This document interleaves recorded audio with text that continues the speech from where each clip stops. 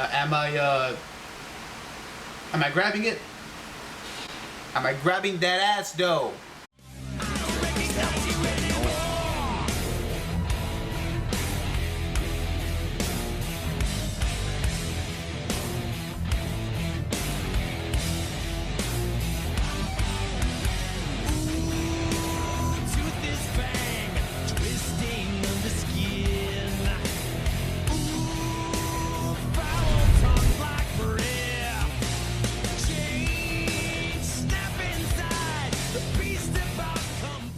What's up, fellas? It's your boy REKLEZ Rich back here again with another video.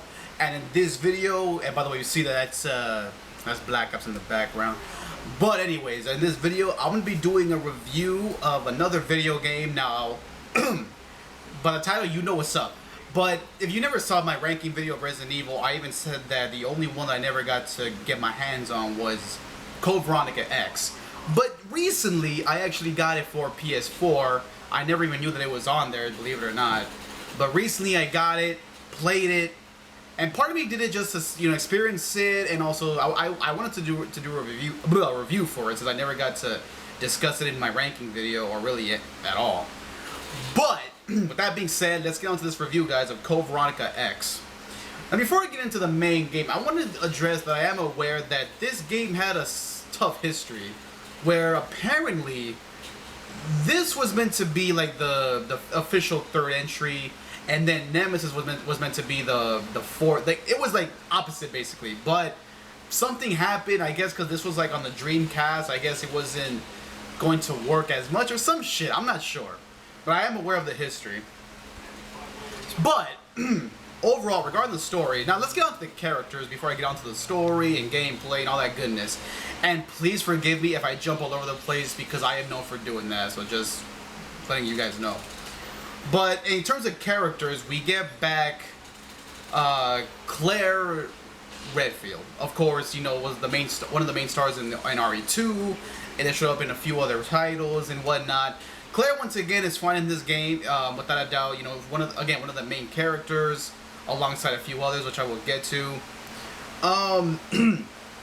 I mean, yeah, her character was almost kind of like, it was. She was way more, I would say, like way more experienced, of course, obviously with this type of outbreak, and you could tell definitely from her experience from the RE2 that she does feel a lot more confident, and she does have a more toughness to her. Same thing goes for Chris. Chris Redfield, who also comes back, and I feel so stupid, because I've always been asking the question, like, do them two ever meet up because they are siblings? And sure enough, they do it in this game. But I don't know, like, I just never knew that they ever, like, communicated. But they finally do it in this game. So I thought that was fine. The scenes with them I thought were, alright. Not great, not terrible. And I liked Chris's design in this game, by the way. Like, in the first one, it was like, the white shirt with the Stars logo and, like, the green vest. But in this one, he goes, like, all green, but with, like, the black vest. It honestly makes me think that this guy got promoted by Stars. Like, that's honestly what it makes me think of. But you have them two, they were fine. And then we get... And I did some research to this prior to this video just to see. But we get Steve. Now, Steve has been considered like the Jar Jar Binks of Resident Evil. AKA, nobody likes him. I mean, he's obviously the comedic relief of the game. He's like the typical show off, for the ladies, and it shows. Like, it's so self-aware too, because like there are many moments with this guy where he's like trying to show off like his dual wielding skills. Like, Claire gives him these, I think it's either the gold guns or the automatic guns, like the machine guns. And so he shows off, like, oh yeah, it's my style. And yeah, he's got like that fucking, that cliche ass, like, nerd ass voice or whatever. Not nerd, but like a high pitched ass voice. He's like, yeah, it's my style. And then when he finds out that they're not even loaded, Claire's laughing at him, and he's like, hey, you tricked me. It's that type, the stereotypical, guy who's trying to get the girl, and we're supposed to laugh at and shit like that. I mean, I didn't think he was terrible. I mean, I thought, but you know what though? I find it so hilarious because in the RE2 remake, you have Leon freaking being hesitant to aim his gun at a skinless dog. I saw so many people like being like, "What the hell? Like, you're in a zombie apocalypse. How do you not draw your gun at a dog who's trying to kill you?" This guy does the same thing because there's a scene where Claire is about to get eaten by a zombie, and this guy clearly has guns right on him, and he like stands there like for like 20 seconds, not even shooting one time. But then eventually he just goes crazy like blah, blah, blah, blah, until he runs out of bullets. So his character, I mean, I thought it was fine. I mean, he wasn't great. I thought he was okay. But yeah, there's Steve. There's not really much to him. I mean, you can't really... It's kind of hard to care about this guy anyway, because, you know, he dies. And then we get the main antagonist, the Ashford siblings. We have Alfred and Alexia. Alfred, I mean, I thought was fine. Like, he's meant to be this type of character who we were made to believe that he's a nutcase. You know, he's cuckoo in the head, pretty much. Because there's a scene where we see him talking, but it's clearly him with a wig on. Like a blonde wig. And so we're thinking, okay, this guy has like two different personalities. There's even a scene where Claire and Steve catch up to him, but his wig falls off and he gets all scared, he goes all crazy, and he runs away. And we'll get more to his sister later. But there's Alfred. And the changes to this game really do show regarding what this has to like the first three games. For example, they brought this new idea, which I thought it was a pretty cool idea. It's like it worked, but it also kind of pissed me off. And I'm talking about, well, actually, you know, wait, hold on. Before I get into that, let me talk about the other thing first, which is the fixed camera angles. As we all know, these games are the fixed camera angles has been a staple ever since the first game. And of course, it stopped with Code Veronica X, but the fixed camera angles was like one of the main attractions, you know, of this franchise.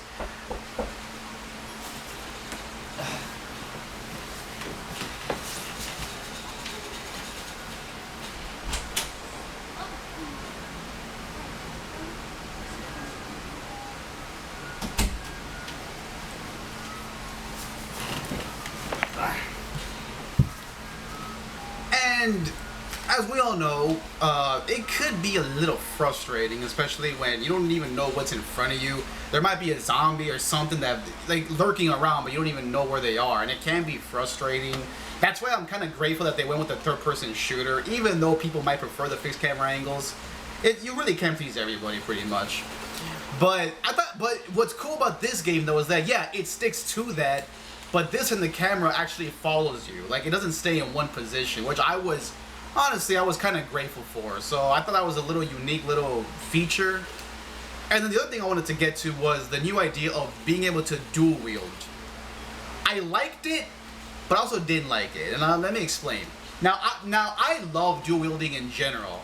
Like, whether it's a movie or a video game, I've always liked the idea of dual wielding. Especially when they're, you know, like in Red Dead Redemption, not Red Dead Redemption, like in Red Dead Revolver. Remember Jack Swift when he was like, in his intro, like when you would play as him, he would spin up his guns around like, and then he'd be like,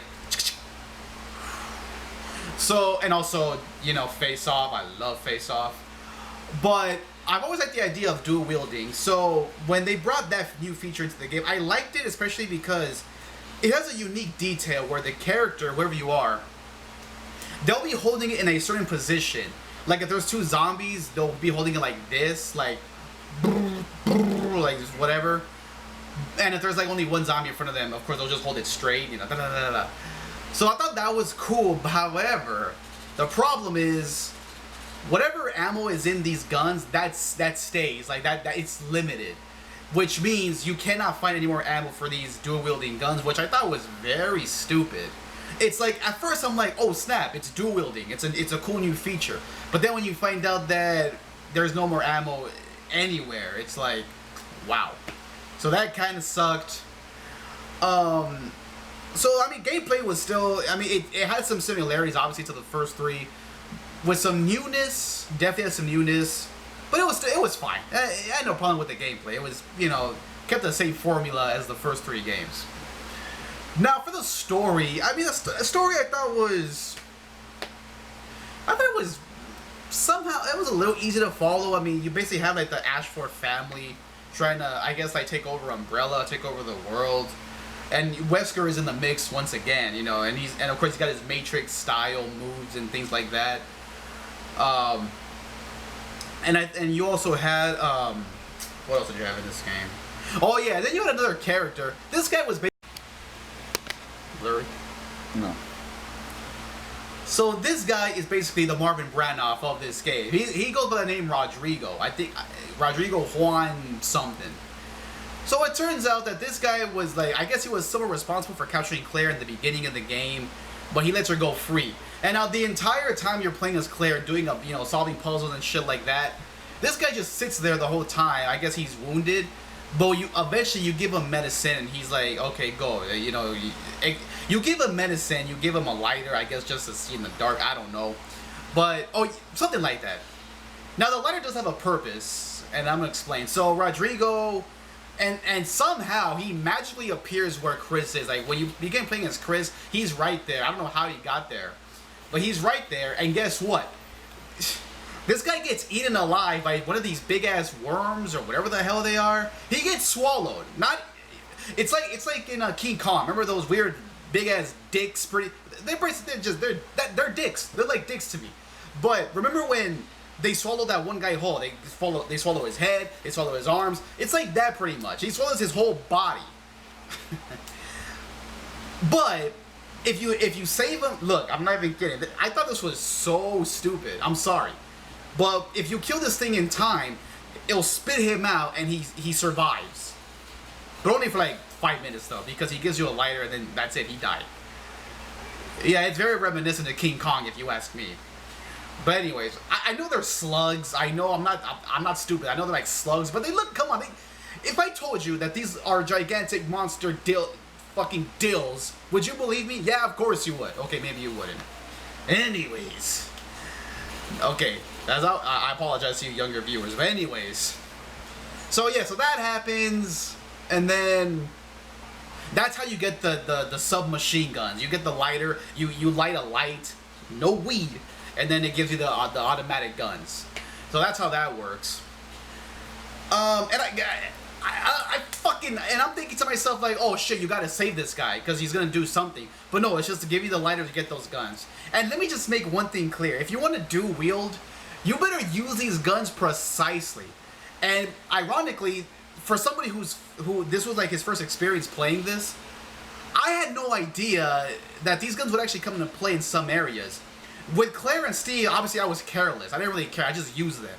But then I thought about it and I'm like, okay, I think I have to use these when the time is right. And ironically, I learned that when I was playing as Claire, mostly Claire. I told myself, okay, use them when the time is right. And ironically, it actually worked. So I recommend you use them when the time is... You'll just have to know. Like, it's like, there's no answer. You just gotta know when the time is right. It's weird, but that's how I found out.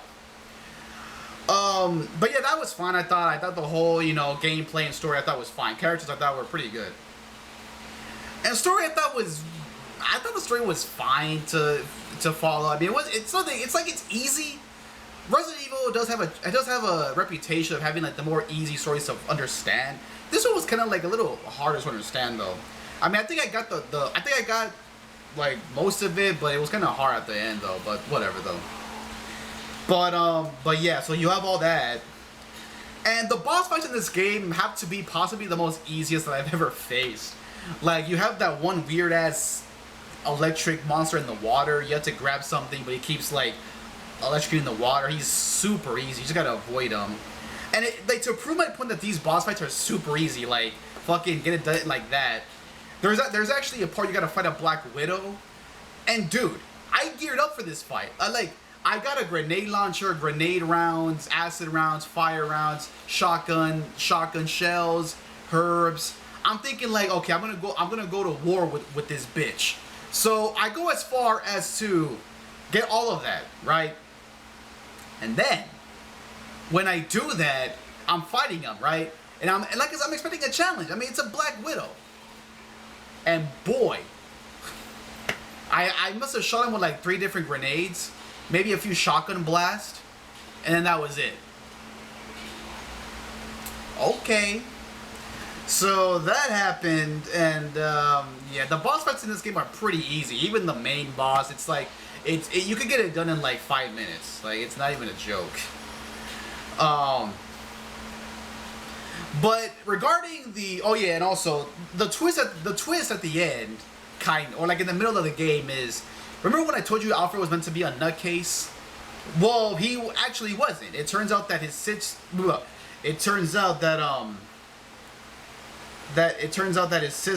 Alexia was actually real, because there's a scene where he pushes a button on this device and she like rises up from like this tube or something.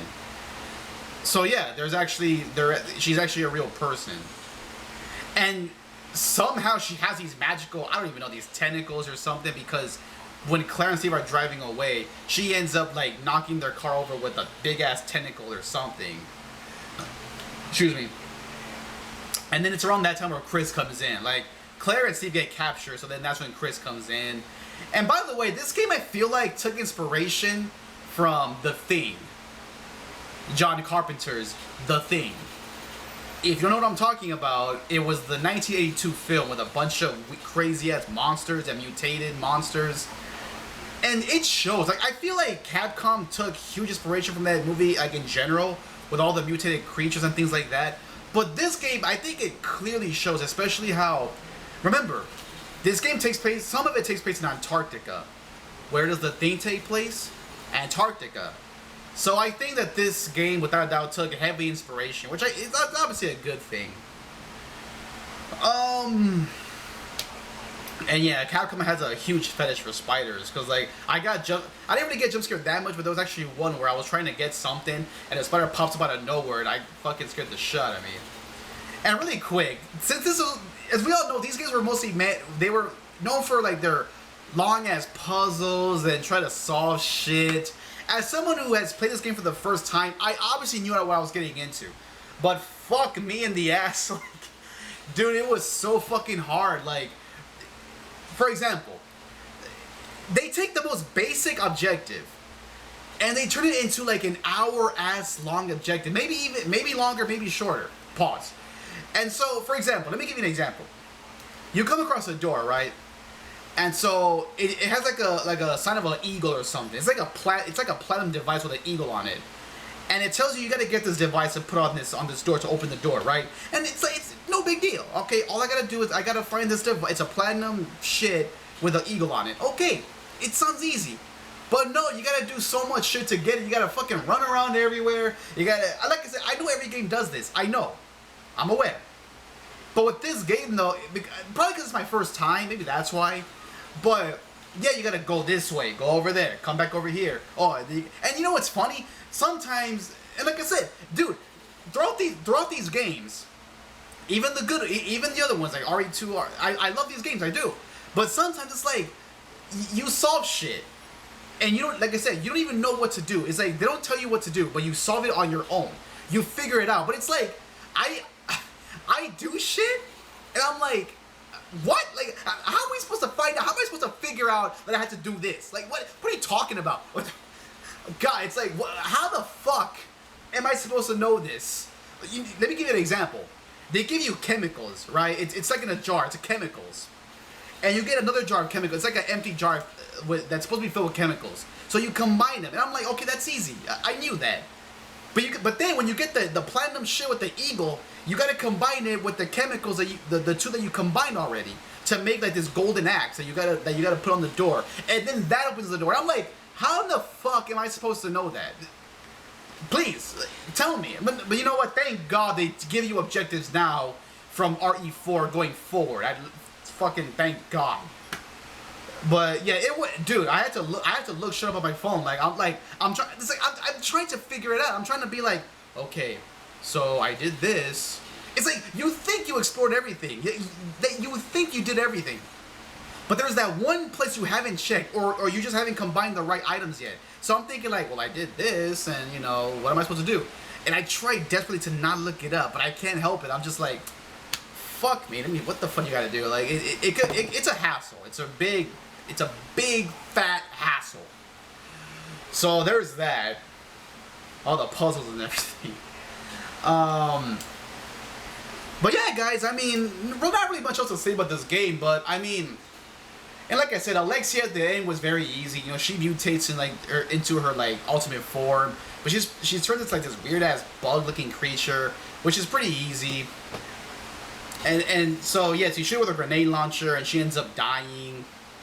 And then like Chris and Wesker fight at the end, but then like they go their separate ways. And then of course, you know, they meet up again later on RE5. But yeah, I mean, and also like the creatures too, besides the zombies, you have like the hunters, like the green hunters. You have like those guys with the long ass arms, like the one that like it could extend.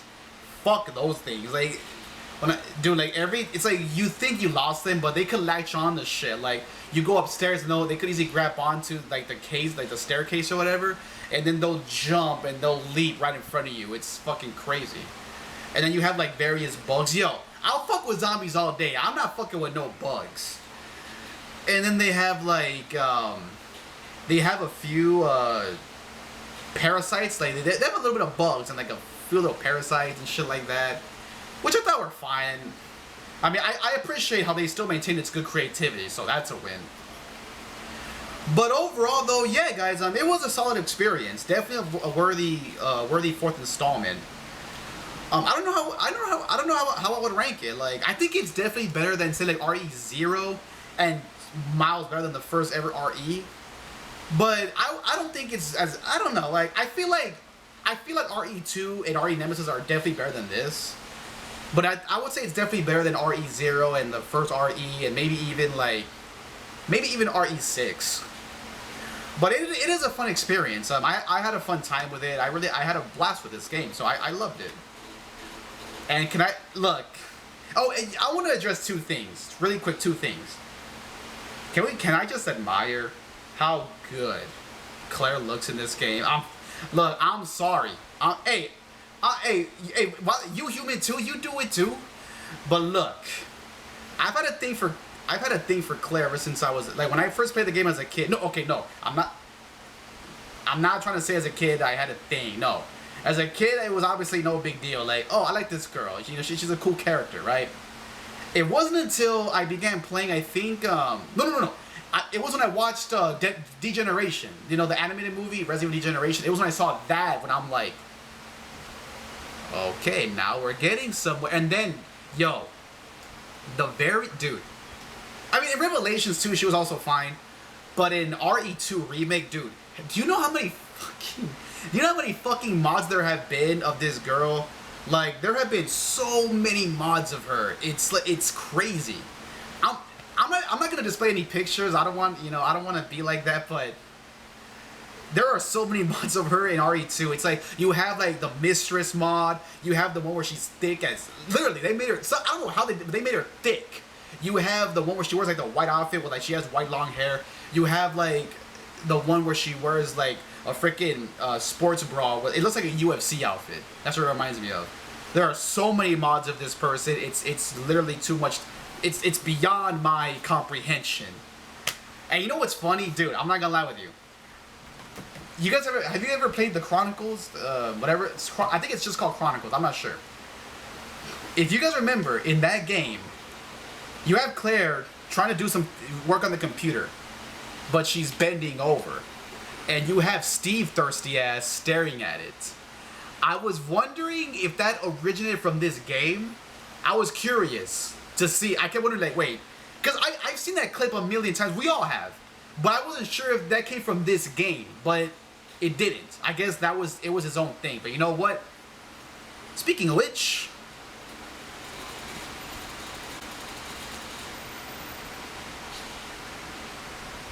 am I grabbing it?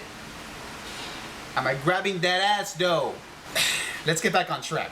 And I want to address one more thing that I thought was very stupid, and that was in RE5. What? I'm gonna address this and then I'm gonna end the video. But why is it that in RE5 Chris's design was a big deal? Because it turns out that remember, he's got massive biceps, and his design went from the STAR's design to like now him just wearing army clothes. It was called a quote unquote generic white guy in army clothes.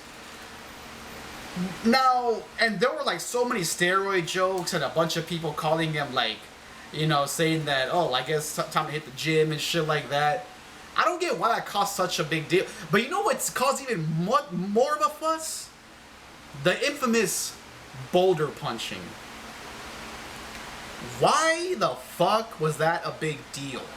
Dude, do you know how many times I've seen people make fun of that? Like, why was that a big deal? It's stupid. And people were saying, well, because he's never displayed strength like that. When the fuck has he ever done?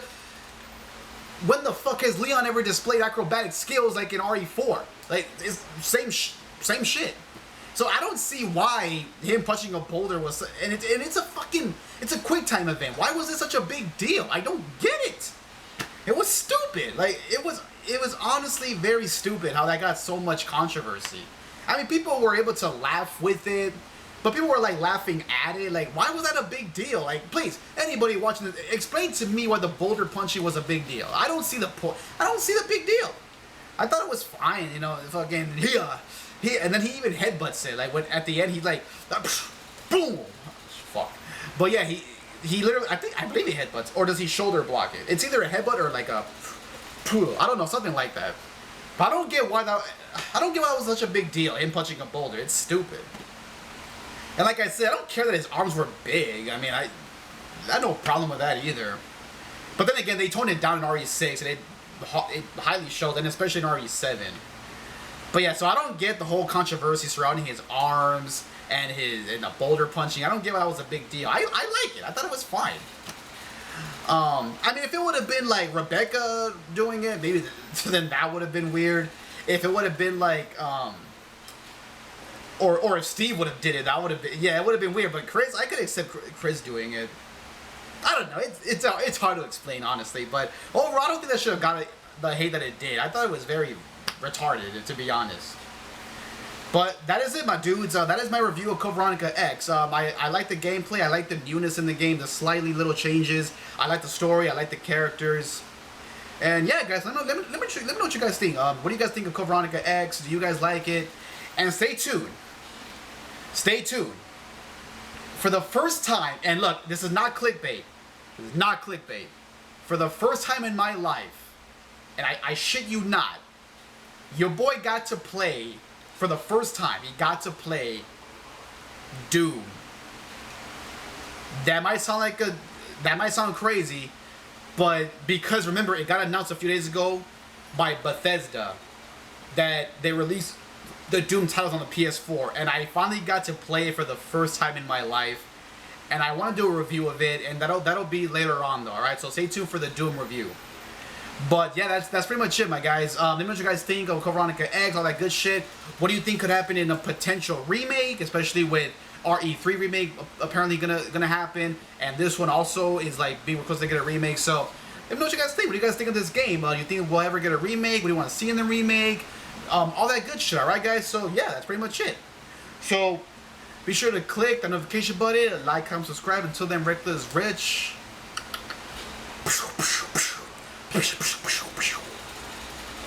Signing out.